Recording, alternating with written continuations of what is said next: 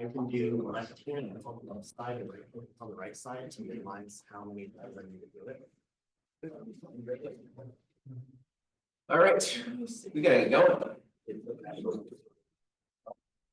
So we were in the middle of coding merge sort yesterday, and I realize, as I say this, I didn't get yesterday's video up in time for the couple people who were not here. I apologize. Hopefully this makes sense, being randomly in the middle of it. All right, so we wrote the merge sorts recursion. This is not pretty, but the goal is speed here.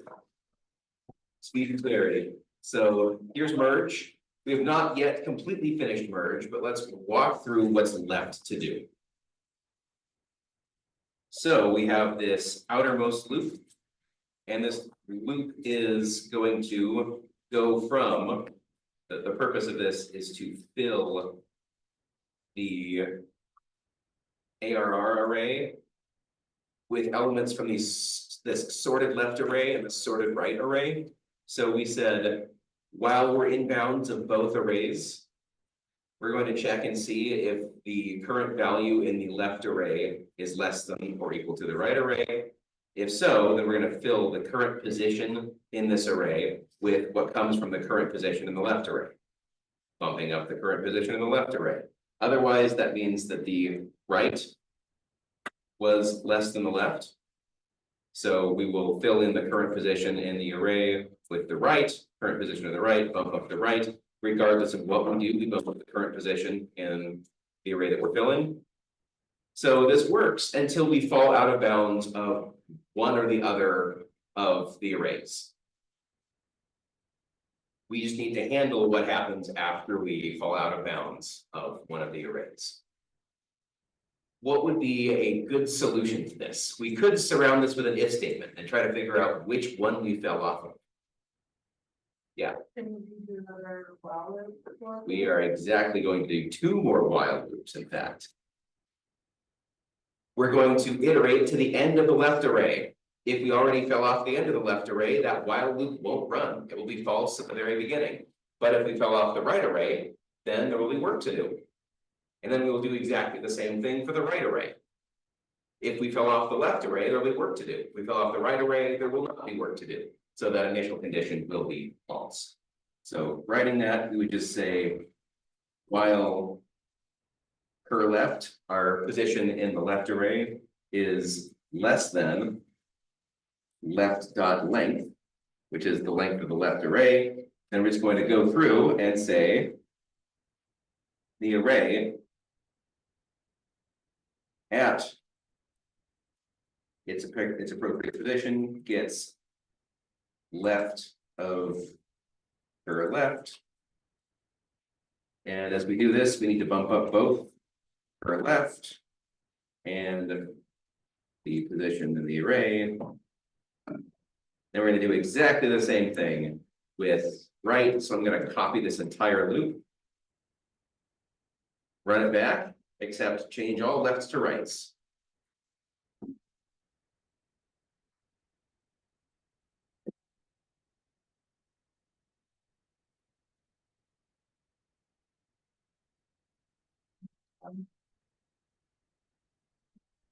Right, right.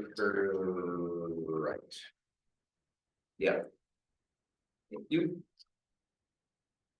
So those are the 2 loops. One of the 2 of these is going to run. We just don't know which one.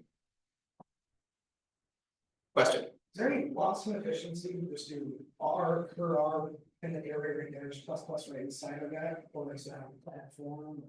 No, you could do that. So, well, is that what we want? I don't think that's what we want. That's how I have a reading that's working, but it doesn't mean it's right. So what did you say you did? You said R. Right there, right, R, just do plus plus right there. Okay, yeah, And it's a correct. yeah, that would work. Yeah, if you put the plus plus in here. Yeah. Then that does the 2 steps in one. Yeah. So. Quick trick for those of you who want a quick trick. You can put arithmetic inside of the brackets and the arithmetic evaluates. So this bumps it up after you do it. If you wanted to bump it up beforehand, you want to bump up per ARR before you do it, then you can put it before. And this will bump up per ARR and then evaluate ARR per ARR. So this is the arithmetic before, and then afterwards is the arithmetic after.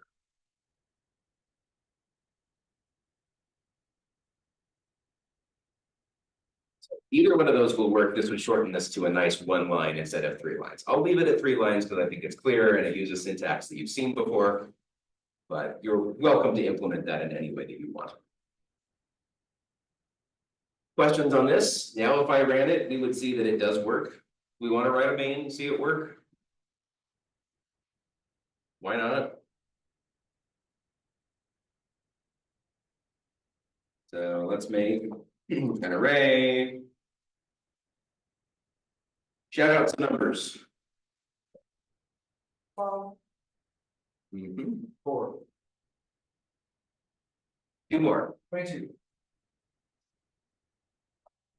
5, 7. You get the same few people who like shouting out, or have to shout out numbers to keep the class moving. 0. Yeah. 1 more. 1. Perfect. All right, so to get this whole process started, we just call merge sort. Spell this morning, we pass in the array. And then we should probably do something like print out the toString. Doesn't actually matter which one of these I pick, but we are going to choose that. It's not a Boolean, but it doesn't matter. Compiler will interpret for us. Run it, and we see that it is sorted.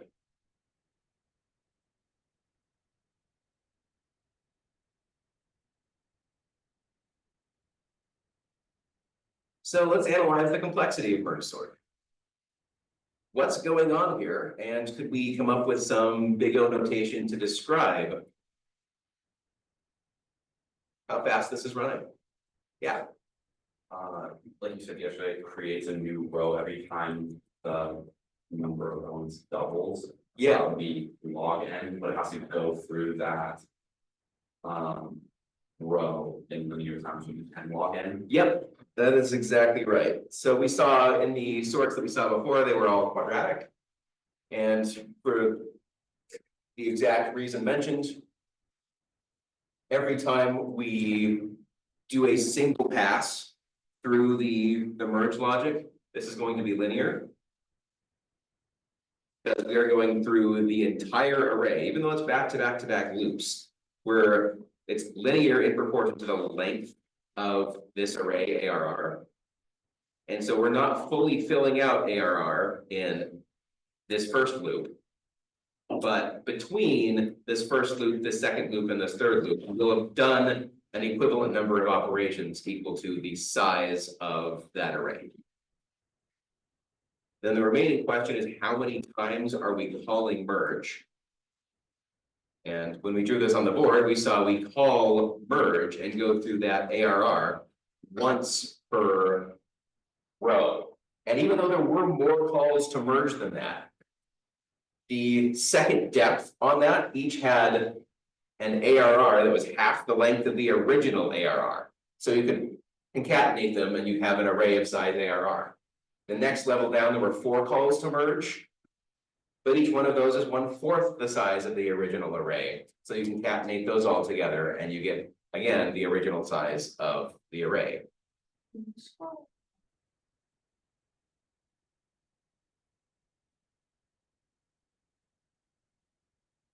So this is called more times than that, but the total amount of work we do compared to the original array is going to be logarithmically proportional.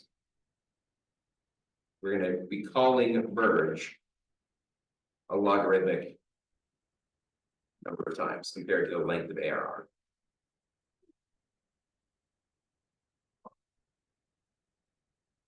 Just so I can make this a little bit clearer.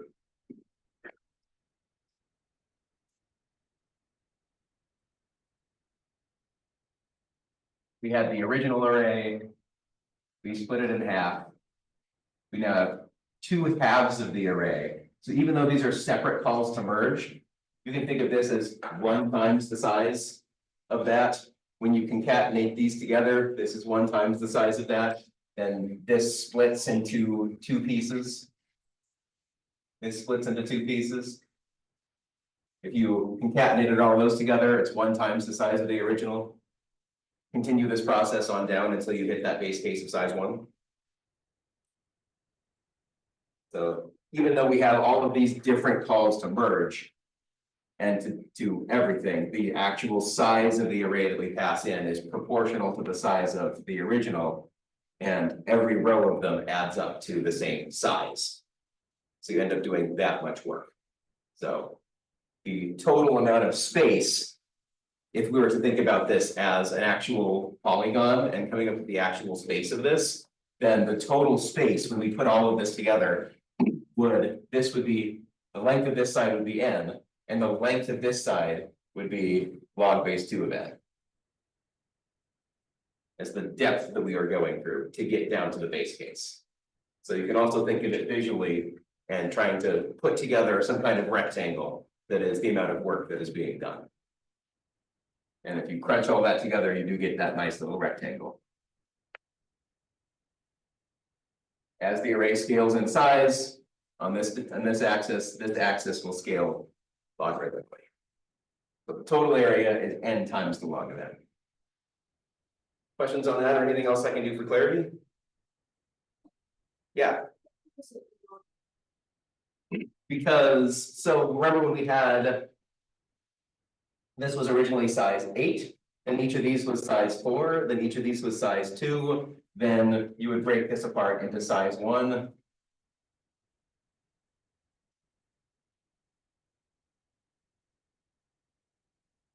So each of these is size 1. The number of 1s that we have here is 2 to the power of what is 8. We end up with a +1 on the end of that because 2 to the 0 is 1, 2 to the 1 is 2, 2 to the 2 is 4, 2 to the 3 is 8. But now let's say that this is size 16 rather than size 8. How much work has to be done? Well, this would just be one of the sides of another side that is exactly that much work. So we're doubling the amount of work that it takes to handle an array that is doubled in size. Or rather, we're only adding 1 more row, I think is the way to say it. We're doubling this total amount of work, but to do that, then it's only 1 more row, it's 1 more depth. We're handling that with breaking this down from a size 16. So if we were to come up with the size of the new associated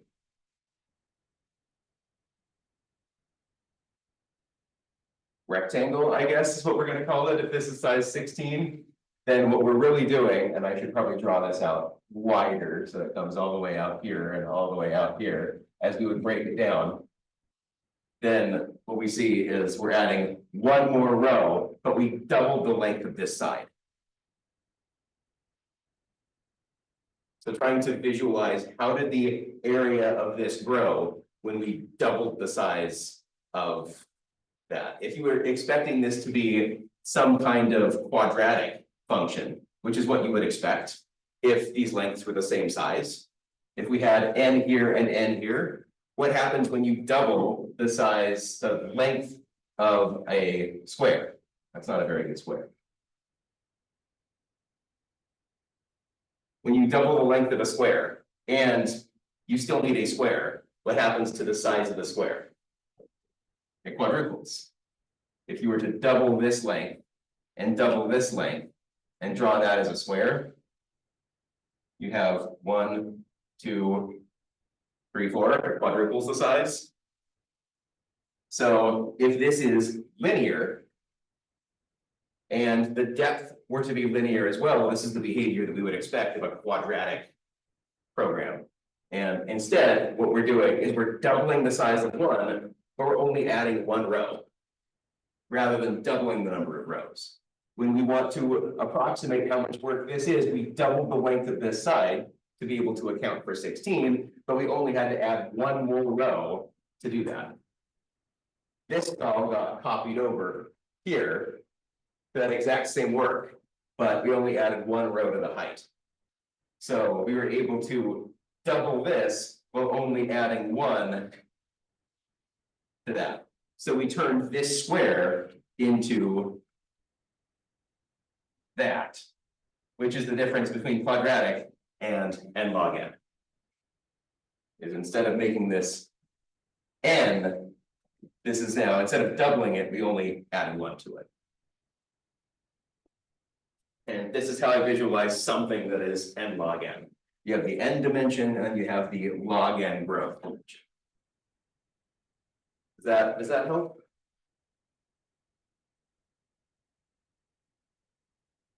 What else can I do? Any other confusions or anything else I can explain?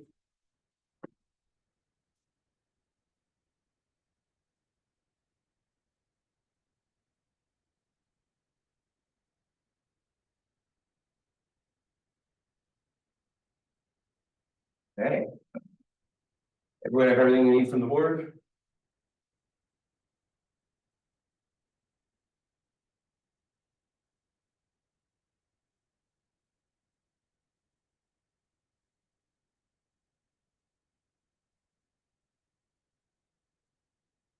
Gotta get a research back in. Stolen or they break. Okay, we're gonna hop back to the slides now that we've seen merge sort.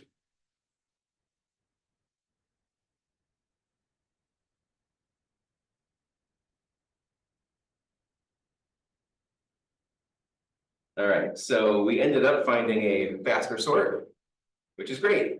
Merge sort does scale better. It doesn't look like it initially because there's a reasonable amount of work that you have to do to break the problem down in a small size. So you would see as it scaled, as we showed on the board, that would start to look better and better.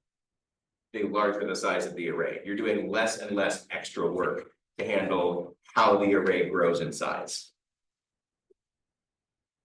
So we did that. We did that.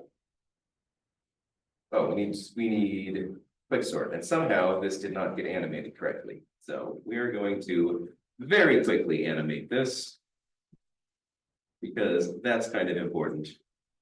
Don't know what happened. I must have gotten distracted in the middle of doing that. No, I was not. I didn't even know this was a problem. Really funny. So let's start talking about quicksort. I don't really like the name quicksort because it describes its behavior and not what it does. So I naturally call it pivot sort because no other sort that is commonly used uses this concept of a pivot. So let's actually take a look at how quicksort differs from merge sort. So we're going to, just like we did for merge sort, assume we have an array of random integers. Could be sorted, could be not sorted. It's just an array and we want to sort it. So we're going to start by picking a pivot value. It does not actually matter what this pivot value is. You just want to choose it fairly randomly. That means that if you expect your array to have a particular format to it, you don't want to pick something that is, the worst case behavior is if you pick a pivot that is the largest value or the smallest value in the array. The closer you can get to the middle value, the better this will perform. Of course, there's no way to code find the middle value efficiently. So we just have to pick something, and as long as it is reasonably close to the middle, if it's between about the 5th percentile and 95th percentile, you're fine. You're honestly fine. So the pivot value, you can see implementations of this that have the pivot value being the first, the last, the middle element. It doesn't matter as long as your array does not have some kind of shape to it. If it's reverse sorted and you pick the first or the last, then this is going to be slow. But what we want to do with this, once we pick a pivot, is to find where the pivot goes in the array. So we are going to move everything less than the pivot to one side of the array. Don't care about how sorted it is. Everything that is greater than the pivot, we're going to move to the right of the pivot, and then we're going to swap the pivot into the position that it goes.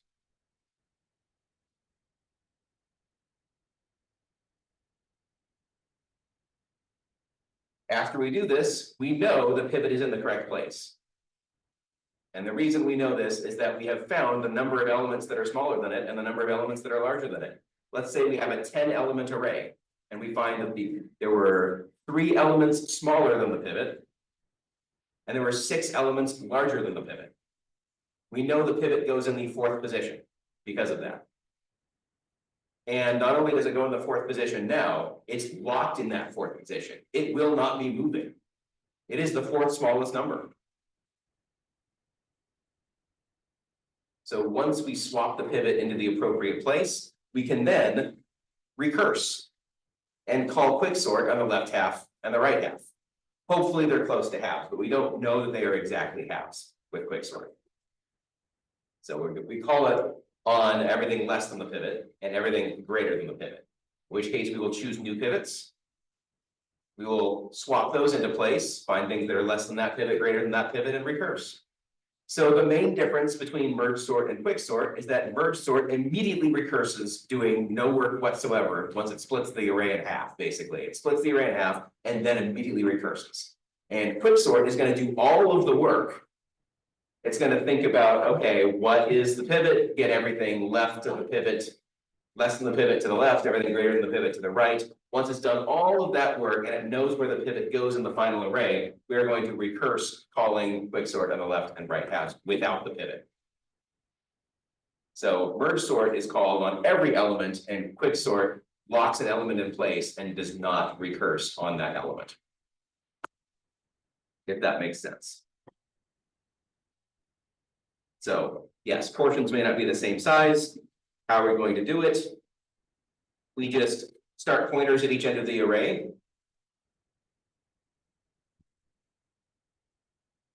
And then we're going to be doing some swaps. We're going to bump the lower pointer up until we find an element greater than the pivot. And we are going to bump the higher pointer down until you find an element less than the pivot. Once you acquire both of those, you know that they're both in the wrong spot with respect to the pivot, so you're going to swap them. There's an element on the left that belongs on the right. There's an element on the right that belongs on the left. So you swap them. And we just continue this until the pointers meet in the middle. Once the pointers meet in the middle, this is where the pivot goes.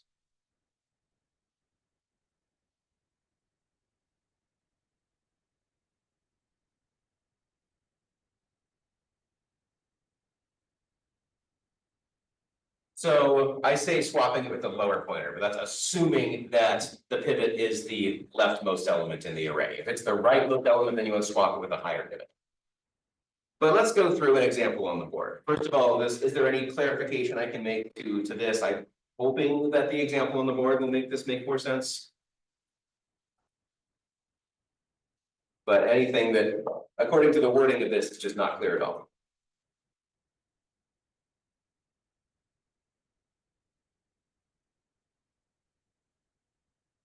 All right, let's do it. So let's do an example on the board. And you know how much we love this. Not even the first time today. I'm going to make an 8-element array. So we need 1, 2, 3, 4, 5, 6, 7. I need 8 numbers. -57. Let's start with what's not going to be the smallest element in the array, because otherwise it's we should see that at some point, but sure. 105. I'm going to use -57. What else? 5 and 2. 3 more. 32. 72. What else am I here? 13. 13 again. What else? 6. 6. Perfect. All right. The real challenging things we do in here on a daily basis, coming up with numbers. So the way quicksort is going to work is we're going to choose it doesn't really matter which element we choose. Again, as long as we're consistent, we're gonna start with the leftmost element. So this is the pivot. The goal is to get this 13 where it goes in the final array. So to do this, we're going to set our L pointer to point there, and we're going to set our R pointer to point here. The goal is to have L point at something that is larger than the pivot, and R to point at something that is less than the pivot. Hey, we have that right now, which is great. When we identify that that is the case, we want to swap them. So we're going to do that immediately. We're going to check whether L is larger than the pivot and R is less than the pivot. So we're going to swap 6 and 100 and whatever that was. It's either 105 or 103. I think it was 105. If not, now it's 105.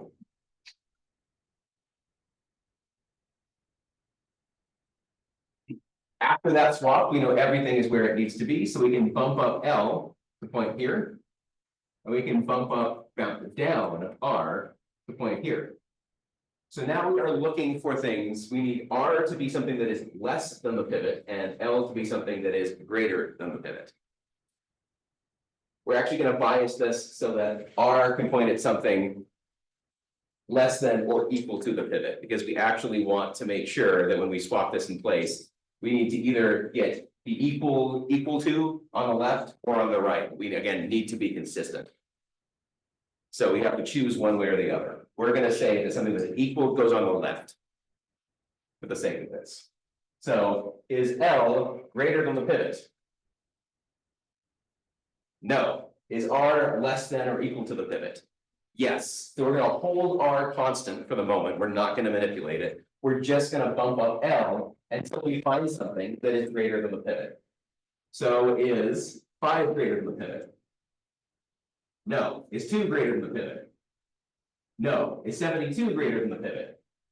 Yes. So L will stop here, and we need to swap these values.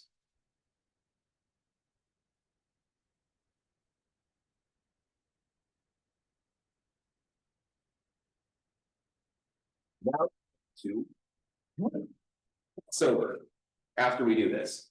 Once they cross over, this becomes R and this becomes L. And we can see now that where L is pointing is where we want to swap in the pivot. Actually, here it's where R is pointing, because we actually want to make sure that this is less than. So we would want to do that logic ahead of time. Or check if we were going to swap them or have them cross over, that we don't want to do that. We want to swap it to where L is. But here, once we're done, we're going to swap it to where R is. Because L is now pointing at something that is larger than the pivot. We don't want to swap into a position that is less than the pivot, something that is greater than the pivot. We want the dividing line to be that. So we're actually going to swap the pivot and a value that's exactly equal to the pivot. So this becomes the pivot, or was the pivot. And this is going to get locked in place, and I'm going to use some other color marker. Great for that. Green is finalized. So the pivot is locked in place. This is where that 13 goes in this final array. We don't ever have to worry about it or look at it again. It's in place. We got somewhere fairly close to the middle, so this is a good first step. We are now going to recurse on the left side and the right side. We don't need to make a copy of this array, really. We can just pass in some indices, the high and the low, where things are going to start out. So on the left-hand side, we're going to start out with this being the pivot. This is L and this is R.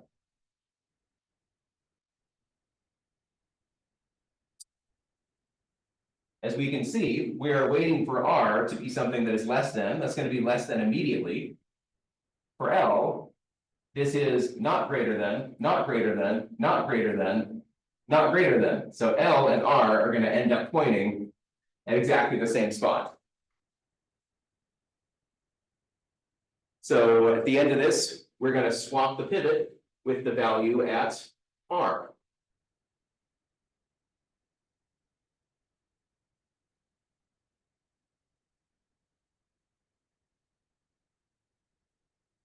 This didn't really help us much. But this happens in small arrays. One thing to note is it becomes less and less and less likely for you to pick the element that goes at the beginning or the end when the array is really large. So as we do this, since it was randomly generated, we may see this happen a few times that creates this behavior that is suboptimal. But the larger the array, the less likely it is. Moving over to the right side. Our pivot is going to be here. And our L and our R are both going to point here. Let's draw that here and there and our pivot. So now we ask, okay, well, does R need to bump down? Because L can't bump up, but R could reasonably bump down. Is R, let's see, I guess it's L that could bump. No, we want to bump down R. So we've identified something that is larger than the pivot. But that's not what R wants. R is going to bump down, and we allow it to bump down to the pivot. Because in order to make a swap, L needs to be pointing to something greater than the pivot, and R needs to be pointing to something less than the pivot. Because of this single space, R is now pointing at the pivot, because it had to do that. So now we can see that we want to swap the pivot with what is at R, which means no change. So that locks this in place. And note that when we call this on the right-hand side, this is a base case of the recursion. We only have an array of size 1. If that is the case, then it must already be in place. So this actually also locks in 105 as the appropriate position in the array. But we need to go back to this side. I guess I shouldn't have erased that because that is going to be our pivot. So pivot is here. L is here. R is here. So we're looking for an L that is larger than the pivot and an R that is smaller than the pivot. Does L move?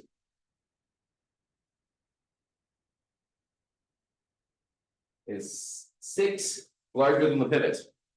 Yes. Yes. So L is going to stay there waiting to swap something. Is R smaller than the pivot? No. No, we need to bump it down. Is R now smaller than the pivot? Yes. So we're going to swap these two values. -57 swaps with 6. And now they're going to cross over. So after they cross over, and we get R here and L here, we want to swap the pivot into wherever R is pointing. So we're going to make that swap. This becomes -57. This becomes 2. And we know that what used to be the pivot is now locked in place. That is the position that 2 goes. And when we recurse on the left side, we'll see an array of size 1, which also tells us that this is in place. All that's left now is one last call on this 6 and 5. So we're going to start with our pivot as the leftmost element. This is our pivot. This is our L and our R.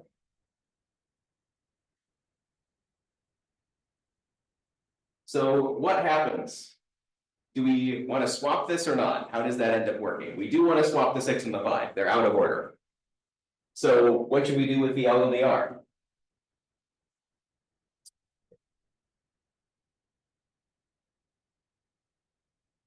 Yeah. Yeah, so the L is supposed to point at something larger than, and the R is supposed to point at something less than. The R is at the appropriate point. But the L is going to move out of bounds. Interesting. So, yeah, L is supposed to bump, it's supposed to move to the right, and R is supposed to move to the left. We want to start L at the pivot.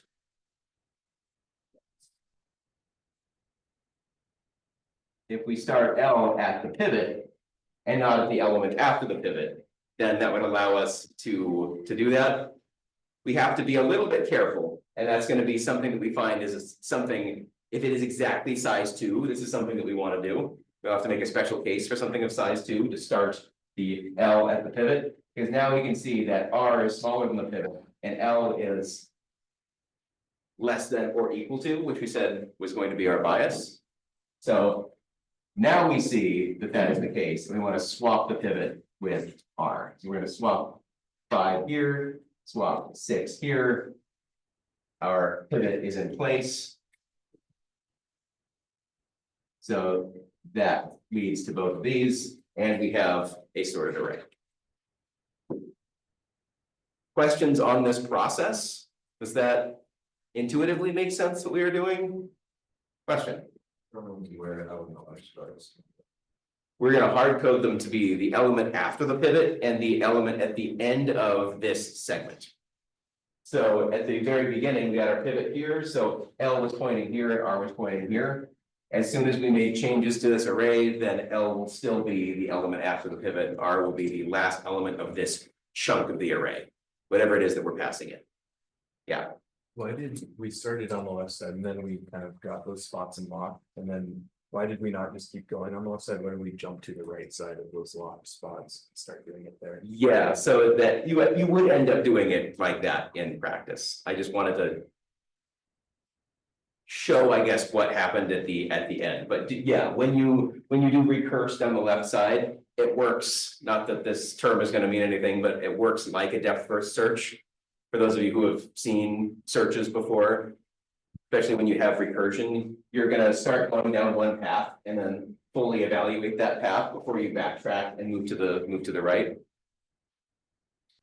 But yes, if we're truly following quicksort, then we would recurse on the left and then the right.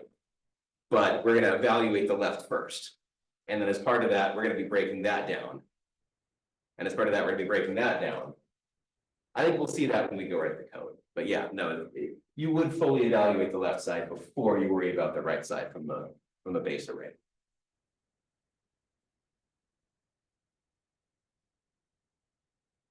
Other questions?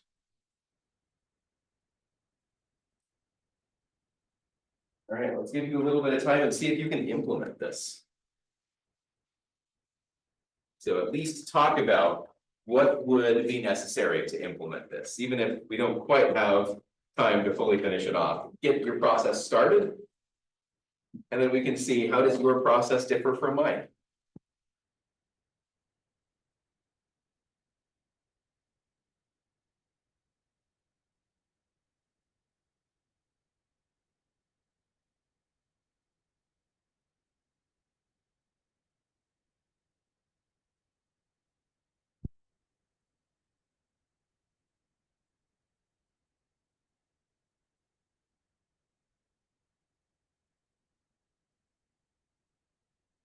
Your quicksort is going to be a static function, and it should take. How many parameters should this take? We need the array that we're sorting. So we know the pivot is going to be the leftmost element, so we can figure that out from there. Yeah, we need to know where the left and right are in the array. So I would say this is a 3-parameter function.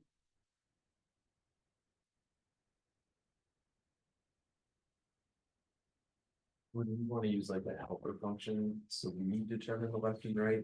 But Yeah, that's probably smart. The user only wants to call this on an array. They don't want to worry about a left and a right. They don't even know what that means necessarily. They don't even necessarily know they're calling a sort. How do they know that it is quicksort and that quicksort needs what quicksort needs? That is unnecessary technical mumbo jumbo to an end user.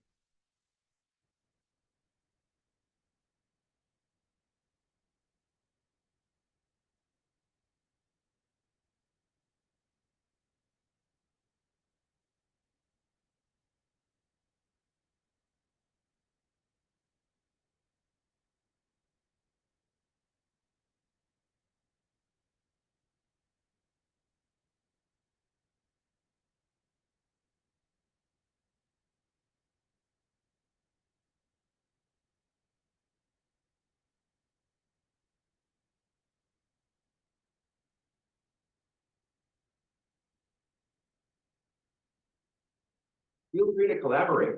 It's quiet in here.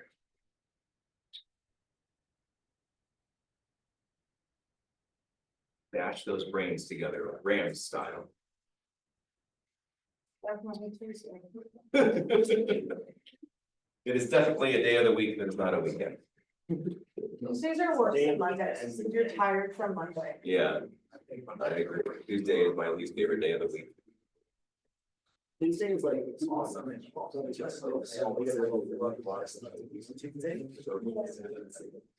also really big thing. It's like, Shannon and I get all my strategy done before all the Raiders and stuff. Yeah.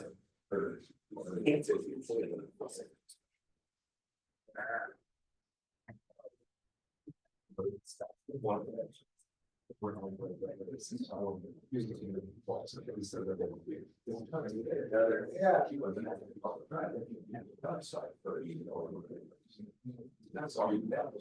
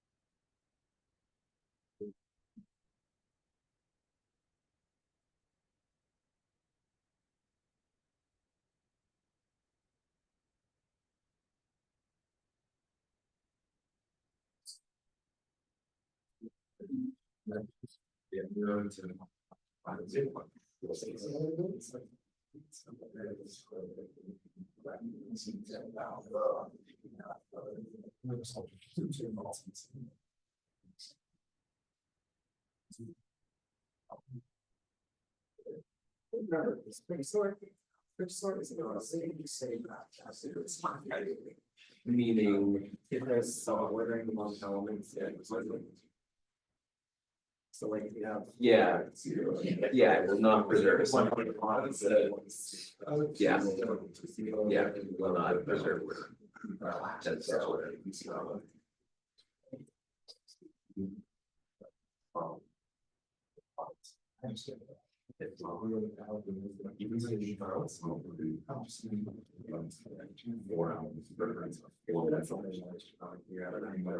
It is not. Sort of stuff and what it's elements, so that the various status. As long as you bias to always pull from the left or the right. Like, so figuring out like how to reverse this, go by the sun, they like by the sun, these affordable runs, do all of those. Figure it out. And then maybe like. How many times?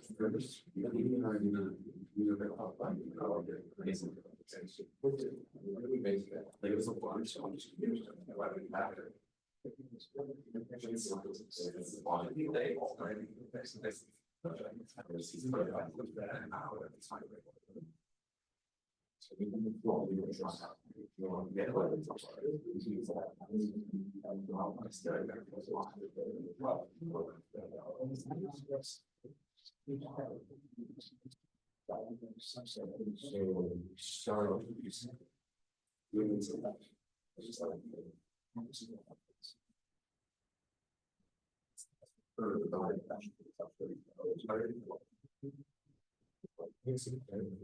Right? Was that the latest song?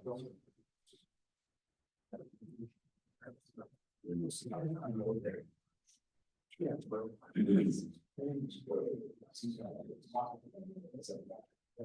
Yeah.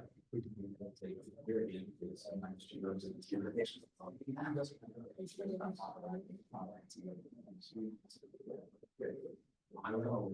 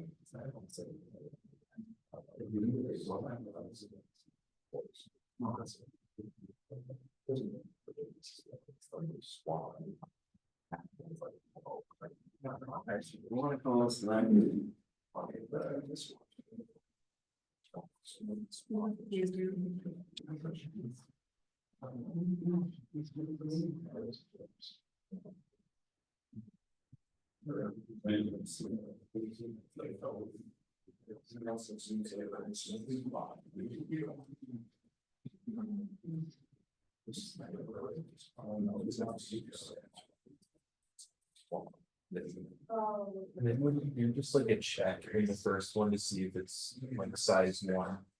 Then you're right. Good. So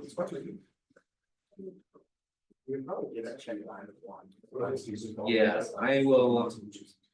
I will do it here, but I think you can even say, rather than trying to just return if it is size one, you could surround all the rest of the logic with. If the size is greater than one. And that way it just pops to the end and returns if it's false. Right.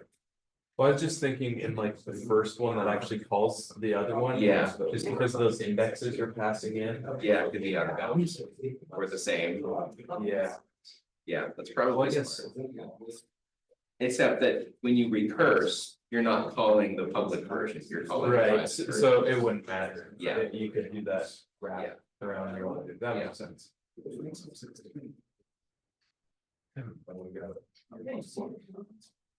Although we could wrap this in a checker to make sure that it's long enough for this to not break. That's probably smart. Would it? Would it even break though, cause it doesn't care, right? It doesn't Yeah, know it's just that passing this sounds- on to here. So as long as you checked it in there, you'd be fine, Yeah. like you were saying there. Yeah. Yeah, so we could just say something like, if.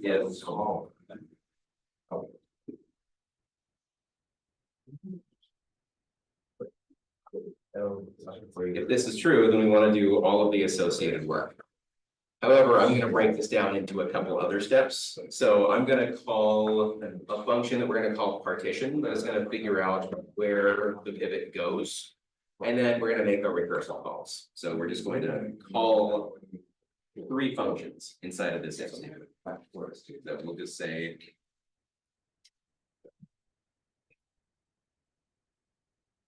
Partition index, we're gonna call something we haven't written yet. Partition, and we're gonna pass it these exact three same things, ARR, low index, and high index.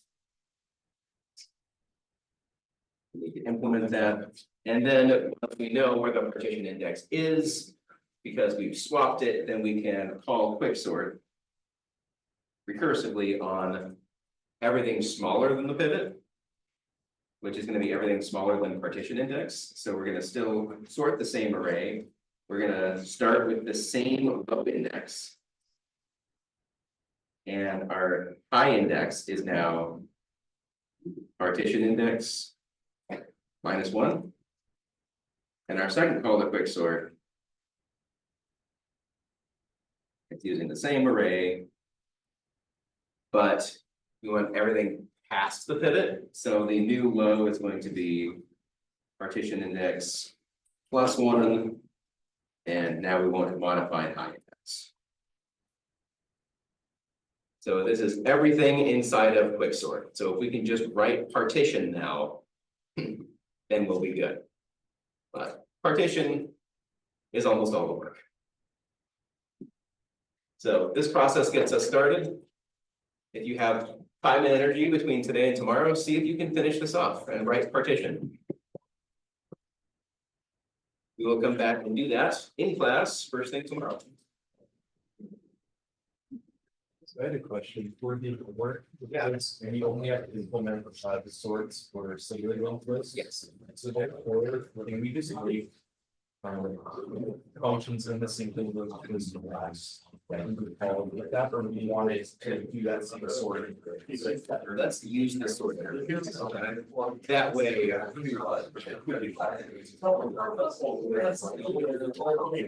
It should be agnostic. Okay, so I rather can change that because I think exactly the assignment that I given last time, or I said like the prior one strategy. So like just consider it as a, you can come in and add it to your sort, and that way it is like, because the work that we've done this quarter. You don't need to have which is the whole point of strategy. I hate getting scared. And then. When they say. So the logic should change between. List types and. Yeah. So. Then we'll need to a driver again to prompt. I think we'll test our own this time. Okay. The prior assignment was letting out the driver design, but yeah, make your own driver. That's what it was. Okay, so you'll call our. Sort.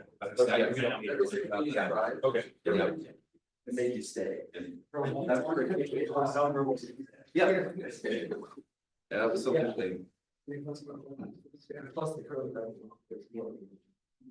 Same with this one. This.